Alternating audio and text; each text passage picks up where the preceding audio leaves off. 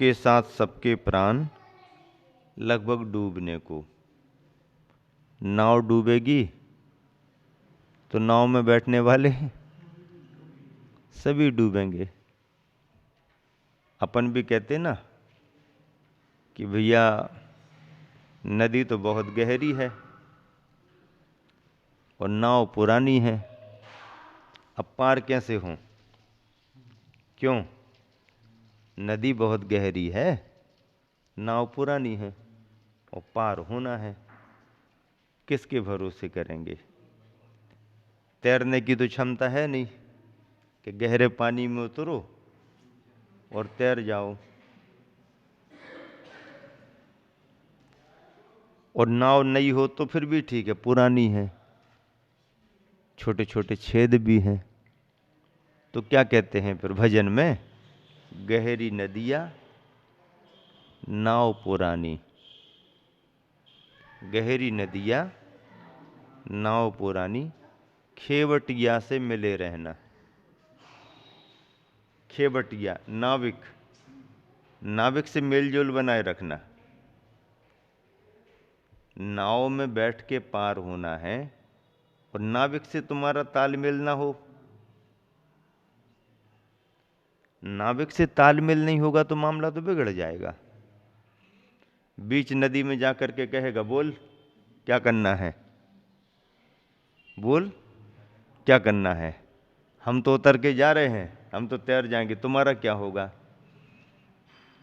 तो गहरी नदियाँ है और नाव यदि हमारी पुरानी है, जर्जर है, तो नाविक से खेवटिया से तालमेल बनाए रखना। आचार्य श्री अभी वर्तमान में सिद्धवर कूट में है, संग विराजमान है। एक बार ऐसा हुआ था जब सिद्धवर कूट आचार्य श्री पहुंचे थे तो उस समय उस पार जाने के लिए कोई साधन, पुल वगैरह नहीं थे। अब तो ये डैम बनने के कारण वो सब रास्ते भी बन गए हैं। उस समय सीधा ओंकारेश्वर जाने का कोई साधन नहीं था सिद्धवर कूट से ओंकारेश्वर, और आचार्य को नर्मदा पार करनी थी, वहाँ से निकल के ओंकारेश्वर और आगे बढ़ना था सनावद तरफ। क्या करें? बड़वाए होकर के जाएं तो बहुत लंबा फेरा पड़ता। वहाँ के नाविकों ने, ये नाव चलती थी नर्मदा में, एक नाव से एक नाव, एक नाव से एक नाव, एक नाव से एक नाव लगा लगा करके उस पहाड़ तक, सिद्धवर कूट के इस घाट से उस घाट तक नाव बांधी। नाव नहीं चली, आचार्य श्री पूरा संग नाव पर नाव, नाव पर नाव, नाव से नाव बांध दी। नर्मदा गहरी है, प्रवाह बड़ा है और सिद्धवर कूट सिद्ध क्षेत्र बिल्कुल बाजू में लगा हुआ है। तो नाविक भी भावना रखते हैं और ये तो बाहर के नाविक की बात है। अपन को भव सागर पार करना है, संसार का सागर पार करना है, तो फिर गुरु नाविक हैं। कौन नाविक है? गुरु नाविक हैं। नदी तो गहरी है और नाव अपनी पुरानी है, दोनों से काम बनने वाला नहीं। अपने गुरु नाविक अपने लिए ऐसे मिले हैं कि बस गहरी नदियाँ नाव पुरानी, खेवटिया से मिले रहना, कुछ लेना न देना मंगन रहना। यहाँ पर जो प्रसंग चल रहा है, नाव डामाडोल हुई, नाव नदी में चक्कर खाने लगी, डूबने को हो रही है, और जब नाव डूबेगी तो उसमें बैठने वाले भी सब डूबेंगे। बात बात में चक्रवात जब उत्पात घात की ओर बढ़ता ही जा रहा।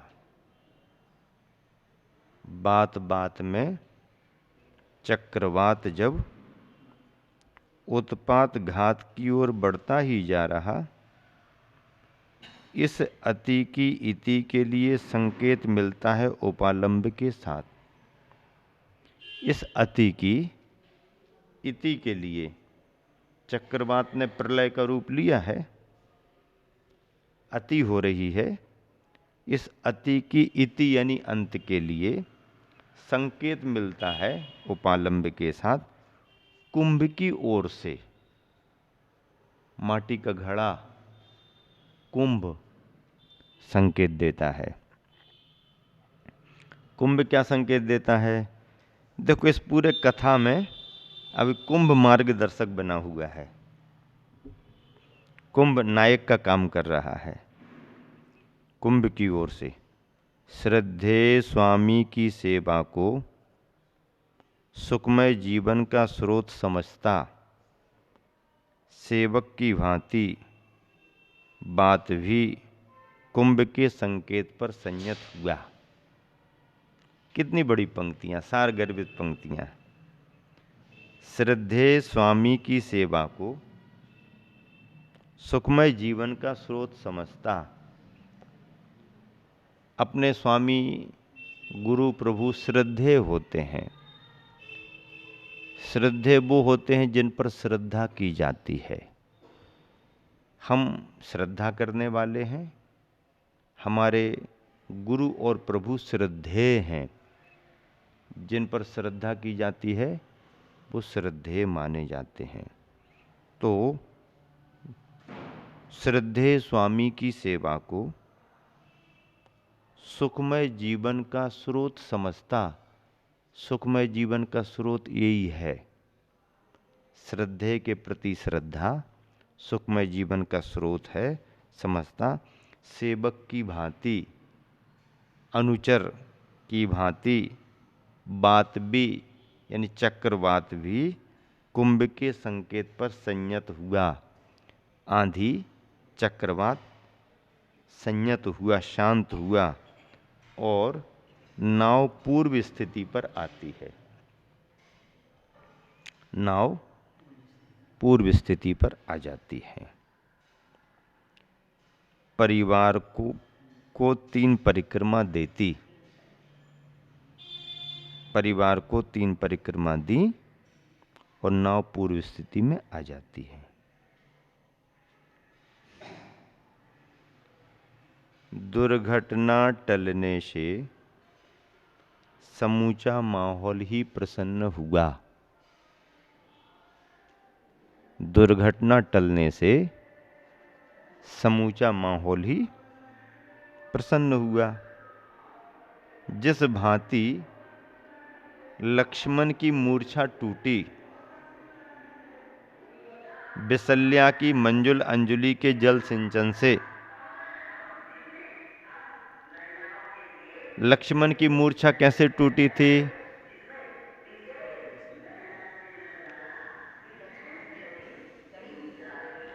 युद्ध क्षेत्र में राम रावण का युद्ध चल रहा था। लक्ष्मण को मूर्छा आ गई थी, शक्ति लग गई थी। तो बिसल्या के स्नान जल से जो नियोग था, बिसल्या भी सामान्य नहीं थी। बिसल्या सामान्य नहीं थी।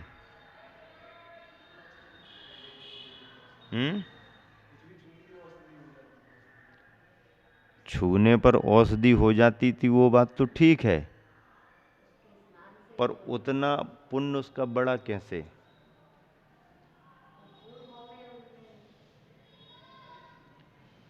चक्रवर्ती की पुत्री थी, अपहरण करके विद्याधर ने जंगल में छोड़ दी थी। 3000 बरस तक, 3000 बरस 3,000 बरस जंगल में रही, चक्रवर्ती की बेटी। कितना वैभव रहता चक्रवर्ती का, सुख सुविधाओं में पली, बहुत समय तक प्रतीक्षा की पिताजी आएंगे, कोई परिवारीजन लेने आ जाएगा।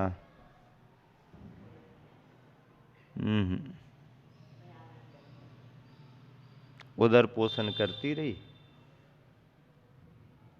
और जब उसको लगा कि अब कोई आने वाला नहीं, तो उसने नियम ले लिया कि इतनी जगह पर ही रहेंगे, अब इसके बाहर नहीं जाएंगे, इतनी जगह पर ही रहेंगे। देशावकाशिक व्रत ले लिया,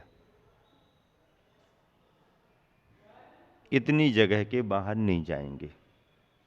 धर्म समझती थी, श्रावक के व्रत क्या क्या होते हैं पालन करती थी। इतनी जगह से बाहर नहीं जाएंगी, ये आजीवन संकल्प कर लिया। तो जब तक संकल्प नहीं किया था तब तक कोई परीक्षा नहीं हुई, कभी कोई परेशानी नहीं आई। लेकिन जैसे ही नियम लिया, कुछ समय बाद एक अजगर आ गया और अपना भोजन समझ करके श्वास से बिसल्या को खींच लिया। अजगर बड़ा था, उसके श्वास से बिसल्या खिंच भी गई, निगल लिया उसने। अंदर गई गई गई, थोड़ा भाग बचा है, इतने में चक्रवर्ती आ गया। आने का समय भी देखो, थोड़े और समय बाद आता तो पता भी नहीं पड़ पाता, या थोड़े पहले आ जाता तो कुछ हो भी नहीं पाता। आया, उसने पहचान लिया, अरे ये तो मेरी पुत्री है, इस जंगल में भयानक वन में यहां पर है, और इसे तो अजगर ने निगल लिया। ऐसा विचार करते करते चक्रवर्ती ने धनुष बाण निकाल करके उसको, अजगर को मारना चाहा। चक्रवर्ती अजगर को मार भी देता। बिसल्या ने देख लिया कि पिता इसको मारने के लिए तत्पर हो रहे हैं, तो उसने मना कर दिया। क्या कर दिया? मना कर दिया। क्या कह के मना कर दिया? पिताश्री, इसे मत मारो। क्यों? ये तो अनजान है, भोजन की तलाश में निकला होगा, कुछ मिला नहीं, मुझे ग्रास बना लिया। आप यदि इसे मार दोगे, मेरे को बचाने के लिए इसे मार दोगे, तो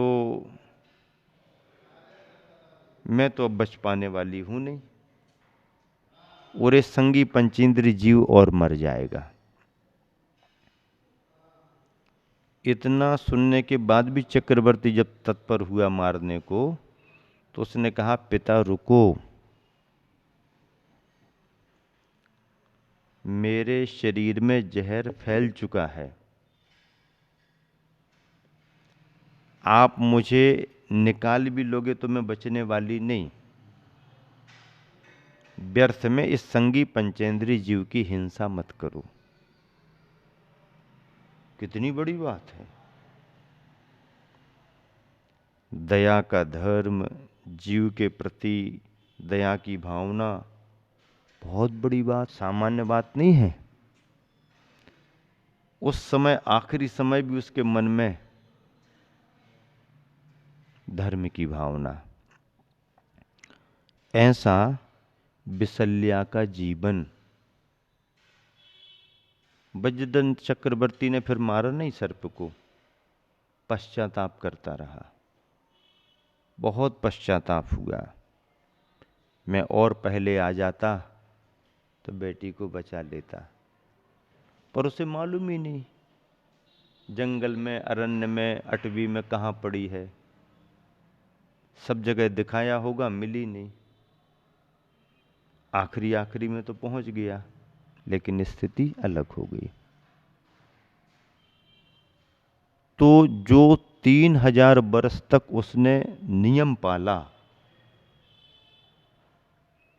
इतना पुण्य का संचय किया उसने अपने निर्दोष व्रत के पालन से, अभय दान देने से, उस स्थिति में भी जीव के प्रति दया का भाव रखने से, जो जीव स्वयं निगल रहा है उसके प्रति भी दया का भाव रखने से, इतना सातिशय पुण्य का बंध हुआ कि वह जब चक्रवर्ती की बेटी पुत्री बनी तो उसके शरीर से इतना प्रभाव बढ़ा, उसके शरीर में इतना प्रभाव आया कि उसका स्नान जल भी यदि किसी को लगा दिया जाए तो औषधि बन जाता था, दवा का काम करता था। बहुत बड़ी बात है। मर करके तो वो देवी हुई थी, स्वर्ग में देवी हुई थी, फिर उसके बाद में चक्रवर्ती की पुत्री हुई। इतना बड़ा उसका तप, अहिंसा का व्रत, उसका प्रभाव। लक्ष्मण के लिए जब शक्ति लगी तो अपने जैन पुराण के अनुसार, पद्म पुराण के अनुसार, जैन ग्रंथ के अनुसार विशल्या को बुलाया गया। रामायण में, हिंदुओं में तो सुसेन वैद्य जी आते हैं, या हनुमान जी, सुसेन वैद्य जी बताते हैं, पर हनुमान जी संजीवनी लेने के लिए कैलाश पर्वत पर जाते हैं, वो पहाड़ ही उठा करके ले आते हैं। वो एक अलग संदर्भ है, लेकिन पद्म पुराण में जो बताया है, विशल्या को लेने के लिए भेजा। लक्ष्मण यहाँ युद्ध स्थल पर मूर्छित पड़े हुए हैं, और विशल्या जैसे जैसे युद्ध भूमि में प्रवेश कर रही थीं, तैसे तैसे लक्ष्मण की मूर्छा दूर होने लगी।